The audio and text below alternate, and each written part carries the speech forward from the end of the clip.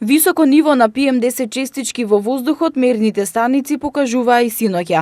Според мерењата и резултатите објавени на страната на Министерството за животна средина и просторно планирање, во центар концентрацијата на воздухот со PM10 честички изнесуваше 119 микрограми. Загаден воздух и високи концентрации има и во Миладиновци и Бутел, каде што се измерени 118 и 114 микрограми. На листата на табелата први со највисоки концентрации на PM10 честички во воздухот се Карпоши ректорат, каде што се измерени 142 микрограми и 156 микрограми на метар кубен.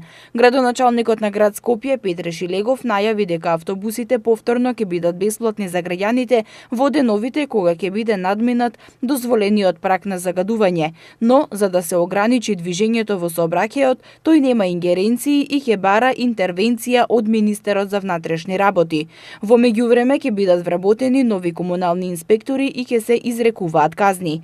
Воздухот синоќа не беше загаден само во главниот град во земјава. Мерните станици високи концентрации на PM10 честички покажуваа и во Тетово 108 микрограми на метар кубен, во Гостивер 127 микрограми, во Струмица 121, Кочани 72, Кавадарци 115, Куманово 147 и Битола 159 микрограми.